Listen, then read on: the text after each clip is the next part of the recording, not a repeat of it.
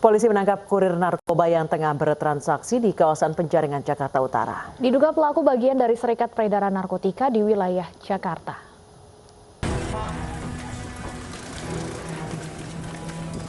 Polisi menangkap Sabar, kurir narkoba di kawasan Penjaringan, Jakarta Utara. Unit 1 Narkoba Polres sudah mengintai dan langsung menyergap pelaku saat transaksi. Polisi menemukan 1 paket besar sabu dari dalam tas yang dibawa pelaku. Pelaku diduga memanfaatkan situasi Jakarta yang lengang selama pemberlakuan pembatasan kegiatan masyarakat untuk transaksi narkoba. Satu orang pelaku yang merupakan sindikat daripada jaringan peredaran narkotika, dan turut kami amankan 1 paket berukuran besar yang kami duga adalah narkotika jenis sabu. Selanjutnya kami akan terus melakukan pengembangan dari mana barang tersebut berasal. Sementara barang bukti dan pelaku kami amankan di Polres Metro Jakarta Barat. Polisi menduga ada pelaku lain yang merupakan pemasok narkoba ke pelaku. Hingga kini pelaku menjalani pemeriksaan di Mapolres Metro Jakarta Barat. Sementara itu di Riau, Direktorat Reserse Narkoba Polda Riau menyergap seorang kurir sabu jaringan internasional. Dari tangan pelaku, petugas menyita paket sabu seberat 20 kg.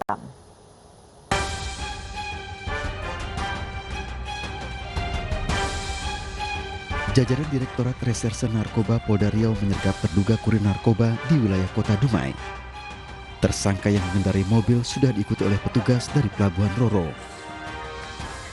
Tak jauh dari Pelabuhan Roro, tepatnya di Jalan Wan Amir, tersangka berinisial A kemudian dibekuk polisi. Dari jok belakang mobil ditemukan 2 tas yang berisi 20 paket sabu. Tidak ada perlawanan dari pelaku saat dilakukan penangkapan. Barang bukti sabu seberat 20 kg diduga berasal dari Malaysia yang diselundupkan melalui Pulau Prupan. Pelaku dijanjikan upah Rp160 juta oleh warga asal Malaysia untuk memasukkan barang haram ke Indonesia. Setelah kami interogasi barang tersebut, dia ngambil secara ship to ship dari pelabuhan, kemudian diurut kembali, diserahkan kepada si pelaku, si Alex. Setelah kami interogasi, ternyata yang bersangkutan memperolehnya dari seseorang yang berasal dari Malaysia. Dari pengakuan pelaku, sebelumnya pernah mengirim sabu seberat 5 ons dengan upah Rp30 juta. Akibat perbuatannya, kurir sabu ini dijerat pasal 112 KUHP tentang narkotika dengan ancaman minimal 10 tahun penjara.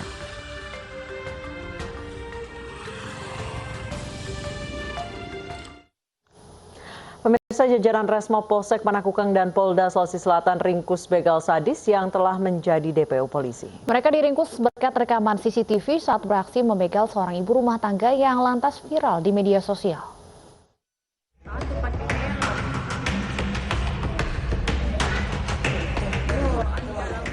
Inilah rekaman CCTV saat gerombolan pemuda membegal seorang ibu rumah tangga di depan rumahnya.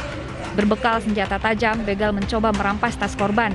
Namun karena melawan, pelaku gagal menggondol tas korban. Berbekal rekaman CCTV inilah petugas lantas memburu para pelaku.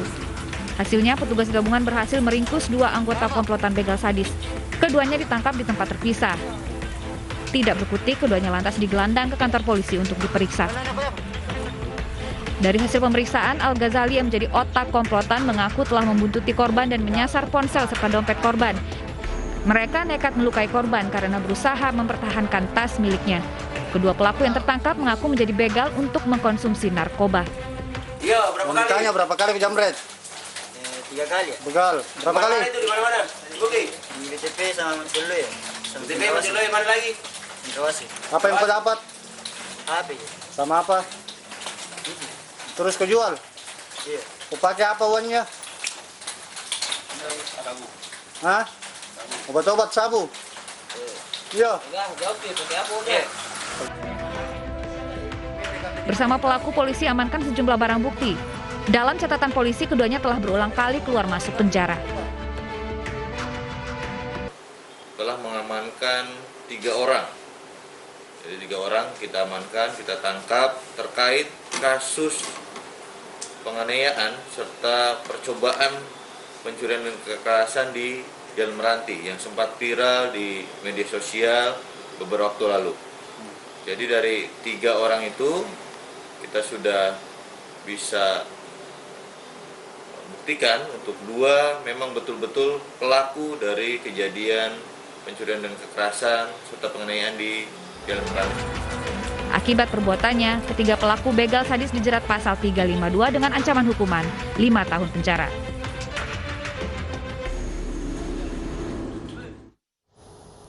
Polisi menangkap 3 orang pemuda pemerkosa gadis disabilitas di Kota Makassar, Sulawesi Selatan. Ketiganya ditangkap secara terpisah, salah seorang pelaku bahkan memvideokan aksi bejat mereka.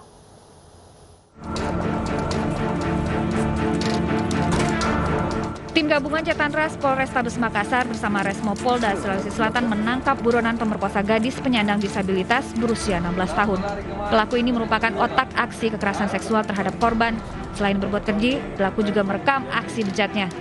Video digunakan pelaku untuk memeras orang tua korban sebesar 5 juta rupiah. Pelaku mengancam menyebarluaskan video melalui media sosial bila orang tua korban tidak membayar uang tebusan seperti yang diminta pelaku. Hari ini kami mengamankan inisial AS alias RB dengan peran memvideokan sekaligus menyetubuhi korban. Sehari sebelumnya, polisi menangkap 2 orang pemuda yang juga terlibat dalam kasus asusila ini.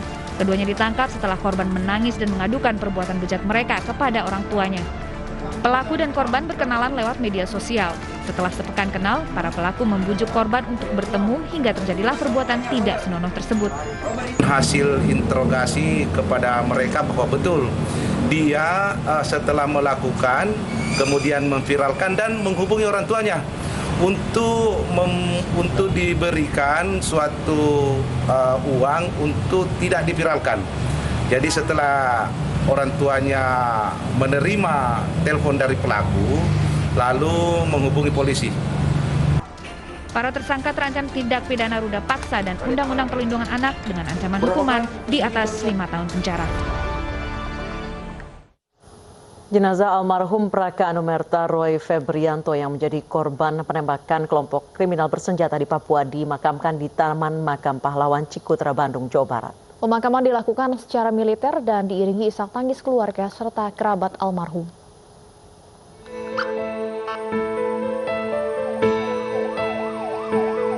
Jenazah Praka Anumerta Roy Febrianto dimakamkan di Taman Makam Pahlawan Cikutra, Kota Bandung pada Minggu pagi.